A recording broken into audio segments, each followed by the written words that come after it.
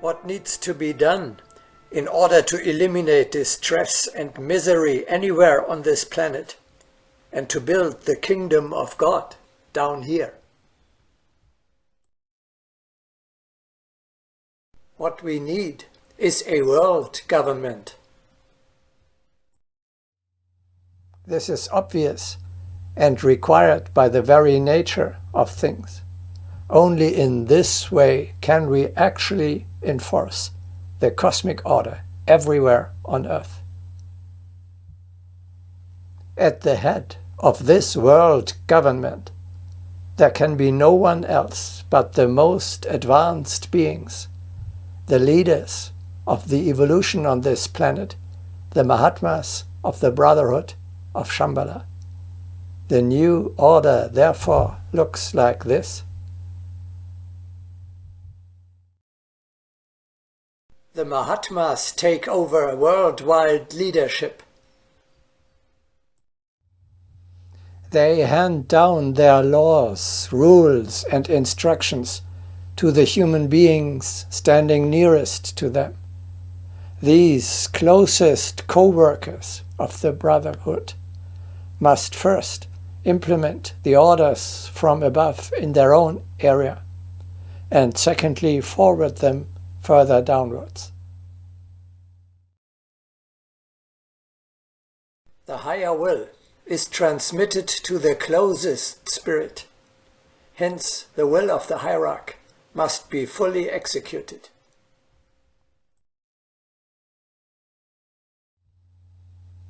The Mahatmas have been directing the destiny of this earth for millennia, as we shall discuss in more detail in our next broadcasting, The Brotherhood of Shambhala. Their ability to help and to advance humanity would increase significantly if we would finally acknowledge that fact, consciously submit to their leadership and execute their orders.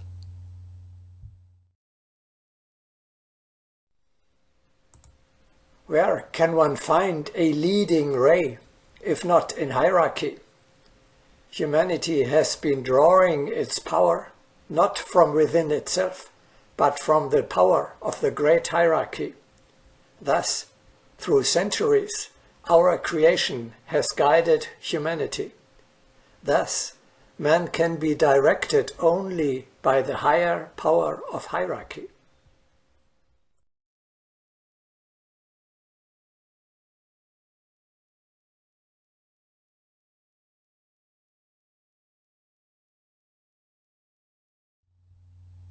The world government cannot possibly make all the necessary decisions down to the smallest details on its own, and in addition execute and supervise them. It has to rely on a graduated order, a hierarchy of leading, middle and lesser spirits who, selflessly serving, receive the higher will, execute it in their place, and forward it downwards for further implementation. Those masters are so lofty in their spiritual achievement that they are no longer able to accept the burden of purely earthly existence and of a personal, direct leadership of and contact with the masses. Therefore, they use their nearest trusted ones and disciples for the purpose of transmitting this spiritual teaching.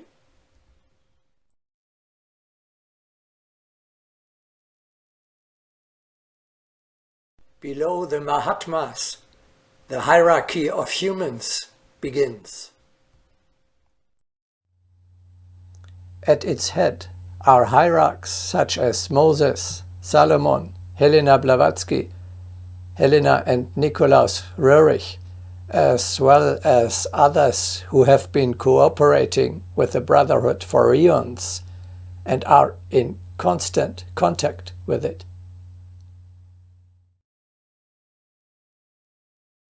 The one who better fulfills his tasks will be closer to hierarchy.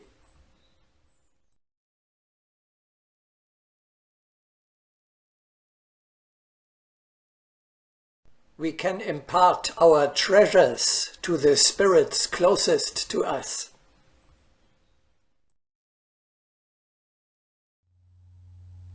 These highest specimens of the human race establish the connection between the normal people and the Mahatmas. While the world waits for that one who can sway the multitude, millions go down into darkness. That one of whom I speak must be a link between two great divisions of life, the multitude and the masters.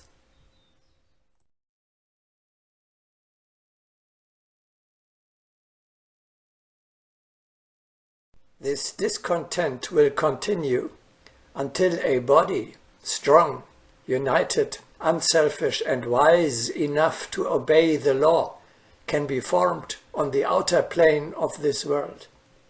A body composed of those who are physically and mentally able to catch, translate, and teach those details of the mystery language by means of which alone the beings of other and more advanced spheres can communicate with the men of Earth.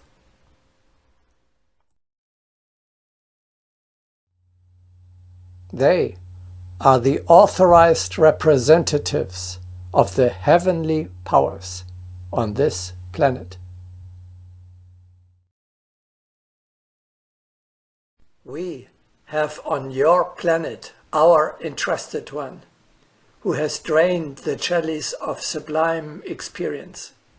She is sent to you as a witness of cosmic manifestations, as a bearer of my missions, as your prophetess of the future.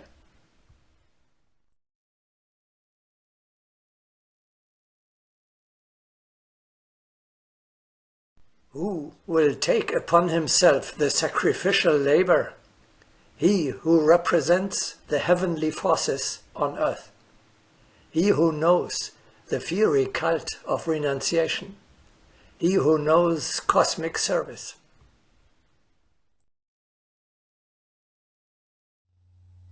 They replace the previous, more or less unsuitable rulers. It will be impossible to admit in the future the appearance of those arbitrary leaders who have overrun the planet.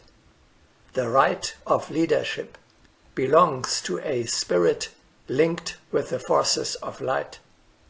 Therefore, according to the higher law, there can be no accidental leaders.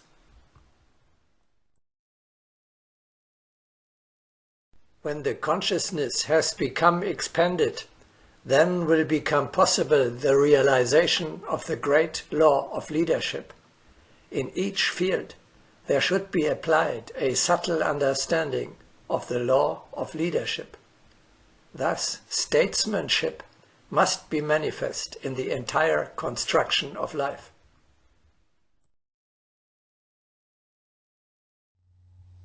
They proclaim to humanity the will of the higher levels. Moses said, "Because the people come unto me to inquire of God, I do make them know the statutes of God and his laws. And he showed them the way wherein they must walk, and the work that they must do."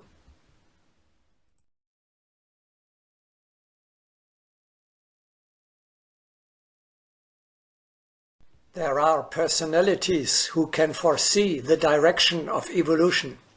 Such co-workers of ours can be found in different countries and ages. We use them as channels through which we transmit the varying degrees of aspiration that correspond to the needs of evolution.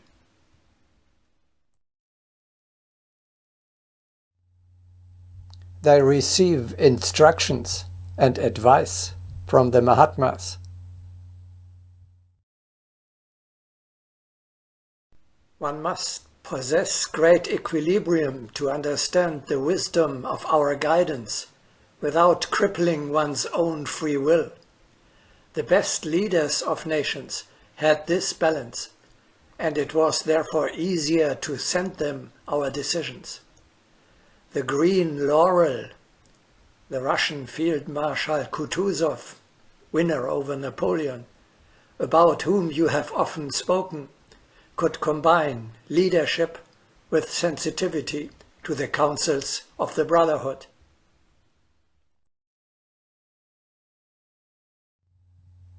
You see how important it is to be able to lead a conversation with your non-incarnated, invisible teacher. This skill, which Helena Röhrig possessed, is urgently needed for the guidance of mankind.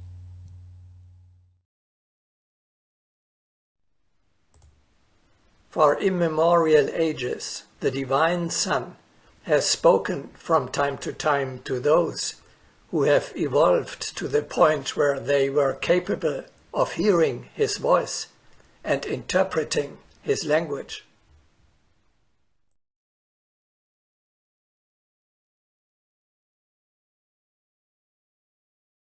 Many have read how David interrogated the highest powers. He took recourse in this source in order to avoid unnecessary errors. There are many such instances in the history of different nations. Everyone knows about them. It is not necessary to delve into the ancient times. These signs of communion and great service are apparent in recent events.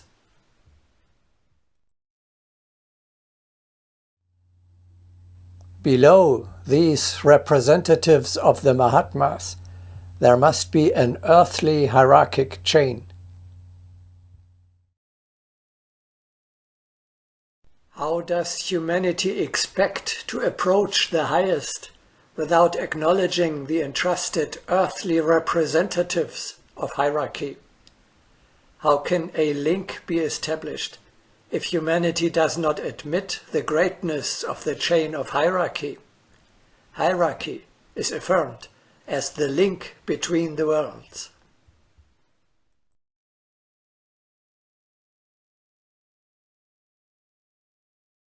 The carriers of the higher thoughts of evolution realize our will. Thus is being established the higher cosmic cooperation. Thus we carry the cosmic service together.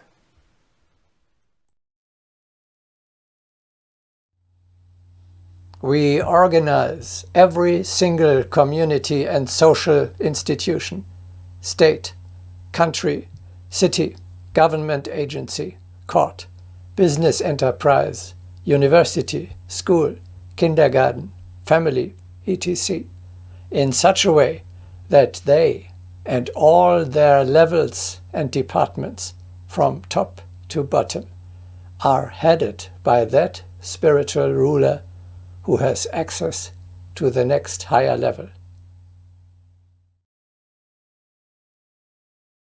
Only contact with the higher can give the direction.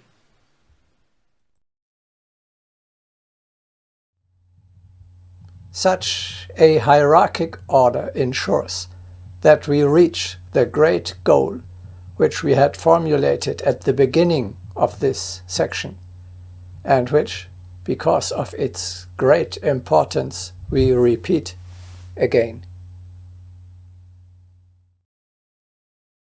The higher will is transmitted from the very top, from the Mahatmas, down to the very bottom, and actually executed there. All the way down to the treatment of the last child in family, school or kindergarten, to the instruction of the simplest worker in a factory, and to the most insignificant official act of the lowest civil servant, the entire system works in harmony with the cosmic order. Precisely the small, not so much developed souls fare best when they confidently submit to the guidance of a greater one and join an order of truth, justice, beauty, and love, established and run by the sages.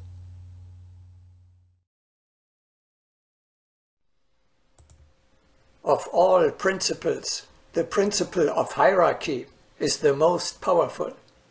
Whither can the spirit direct itself without the guiding hand?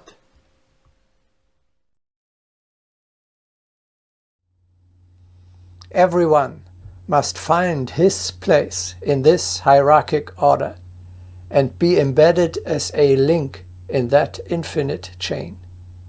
Being a hierarch means nothing more than to integrate oneself below one's superiors and above one's smaller brothers and sisters.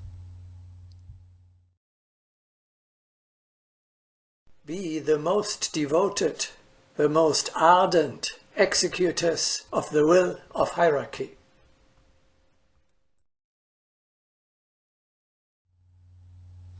It does not really matter whether you are standing higher or lower on this ladder. What is important is only one thing. In your place, the hierarchic chain must not be interrupted.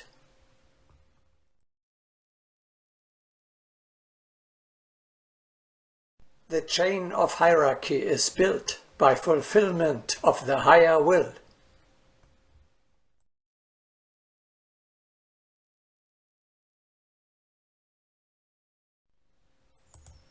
The recognition of hierarchy is not a formal discipline, but a conscious cooperation. The spirit realizes that it has joined an endless chain. Our own leaders have entrusted to us the vessel to quench the conflagrations of evil, and we relay this mission to chosen emissaries, entrusting to them the task of further transmission. Obedience to hierarchy facilitates progress into the infinite. To the builder, it is not important to be the highest one, but to fulfill the mission entrusted by the masters.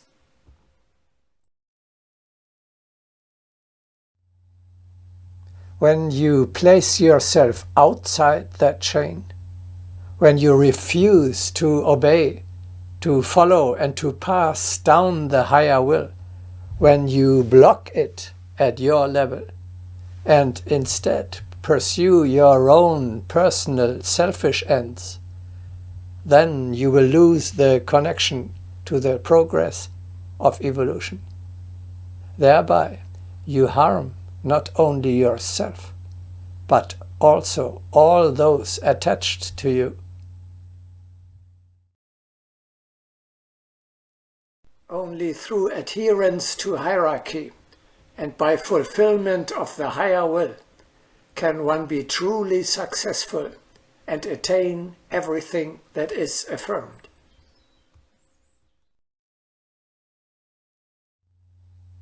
What everyone can and must do to take the first steps towards creating such a new order will be discussed in more detail in our broadcasting, We Are Building a New World. It is not yet quite clear to me, how is this earthly hierarchy being formed? How do we choose the most suitable leader among many candidates?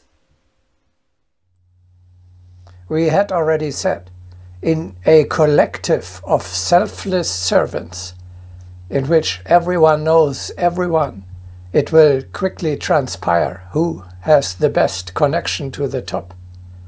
For them, Power is not an object of quarrels, but a sacrifice they do not push for, and which they take upon themselves only when they are summoned to do so.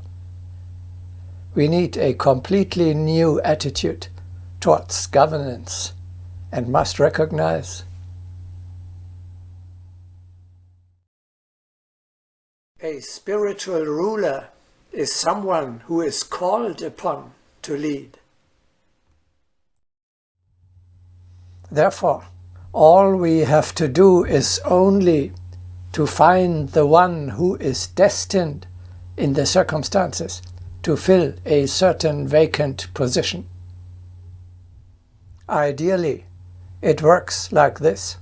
A Mahatma has 7 disciples, such as Helena Blavatsky, Helena and Nikolaus Roerich. Each of them has 7 disciples as well, and each of those again has 7, and so forth in infinity. Thereby, a network is being formed that reaches from top to bottom, from the greatest down to the smallest souls, and by which the brotherhood may rule the world.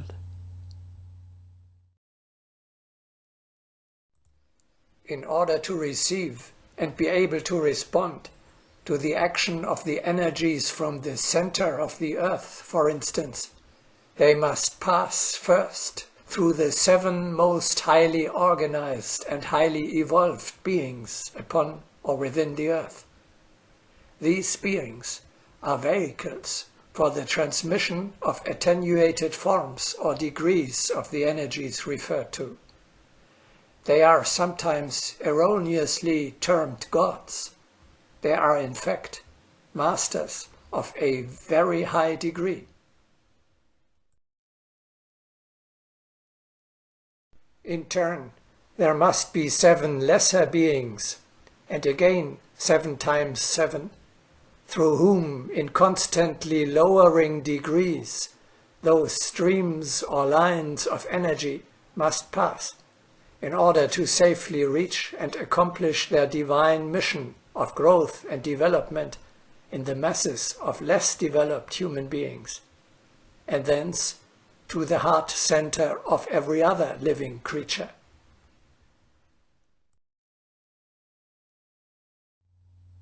You see how important it is for everyone to take his place. The structure is predetermined, but most positions remain vacant. The reason for this is today's men do not want to recognize the hierarchic principle, let alone apply it in everyday life. You see how important it is for you to regard yourself as the disciple of a teacher, or the son of a spiritual father, or at least the member of a universal chain. Upon that depends the well-being and the future of the earth.